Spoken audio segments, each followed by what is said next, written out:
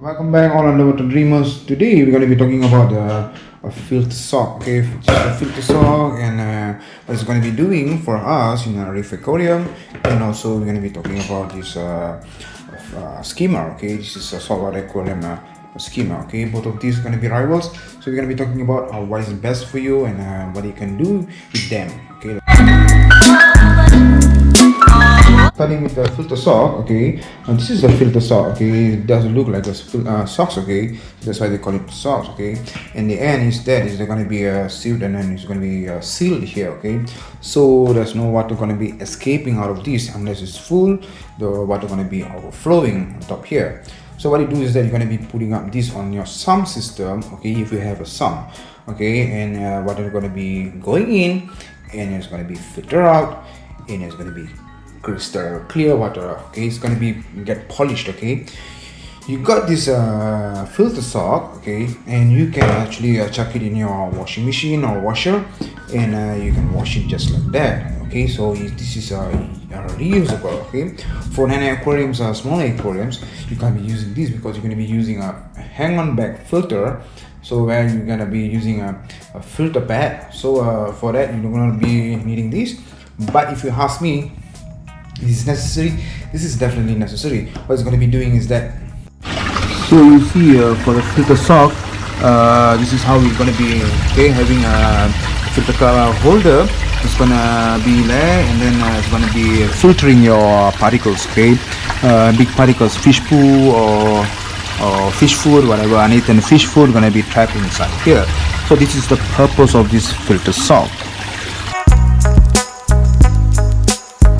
Talking about a skimmer going to be going through from the anatomy from the bottom here to the top. Okay, so here you see is the skimmer plate. This is I'm using is a Bubble Maker's curve A5. Basically all the skimmers going to be like this. Skimmers are only equipped in saltwater aquariums. For freshwater aquariums, you're going to be using a surface skimmer. That's definitely a different topic. Okay, so for these I'm going to be putting this inside the sump. Okay, it's going to be inside the sump. What it's going to be doing is that this motor inside, this pump inside, is going to be having a pinwheel valve, pinwheel propeller. Let me show you guys. Okay, you see that inside here the propeller. Okay, sorry for the valve. Okay, this is a propeller. Okay, propeller going to be like this, looking like this. You see that it's totally different from the propeller pump going to be pushing your water inside your tank. Can be said as a return pump or any wave makers. It's going to have a propeller, but for this it's going to be having a pinwheel. Okay, what I mean pinwheel is that it's going to be having needle wheels, a lot of needle like stuff in here. So what it's going to do is that this side, this thing inside here is going to be breaking down air and water. Okay, and it's going to create a foam that's going to be rising on top here. This is a collection cup. By the time it's full, you're going to be throwing out all the gunk. Let me show you guys. And here you see the skimmer. Okay, this is the skimmer I'm using. So what it does is that it's going to be drawing in this water and also the air, and it's going to be mixing up together, creating foam that's going to be collected on top here. So this is how it's going to be exporting these nutrients, okay, unwanted nutrients, okay, NO3 and CO4, and also other organic matters that's already decaying inside your reef tank. So this is the purpose of the saltwater aquarium skimmer. Okay, unless it's a small system, you don't really need it because you're going to be doing if you're committed to yourself, you're going to be doing water change. That's a different story. You don't need a skimmer.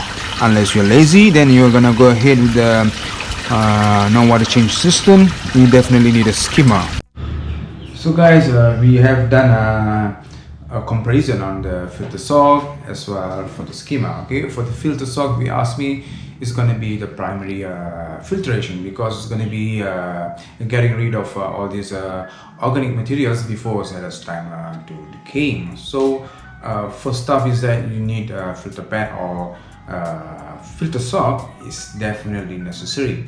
Unless for a nano aquarium, you can be using this because you're going to be using a hang-on back filter or can use a filters like this. So you're going to be having a filter pad. That's a different story. Okay, and also for the skimmer, we have gone through. What it does is that it's going to be breaking off all these organic materials which is already decaying inside your system. Is going to be collected in your cup. This is already matters already happened. So it is also necessary, but for nano aquariums, I don't think so it's necessary unless you do a weekly water change. We are committed to doing a weekly water change. Then thumbs up. You can go through with your filter socks only, okay? Because it's going to be exporting this waste product by your water change, okay? Unless for large aquariums, normal size aquariums, I would prefer you must have this skimmer, okay, any skimmer, okay, because you wanted to have a good export method, so that way you can have your corals thriving. Corals, remember, the parameters are related, not too high and not too low, so that way you can have a flourishing reef tank. So that's it, guys, for this week's episode. I hope you guys enjoyed this week's episode. Please leave a like as well, and don't forget to subscribe to the channel, and also please share. Okay, so this week's episode we talked about a skimmer and also a filter sock. Well, that's best for you. Okay, and that's it for this week, guys, and please take care wherever you guys are, and see you guys for the next episode.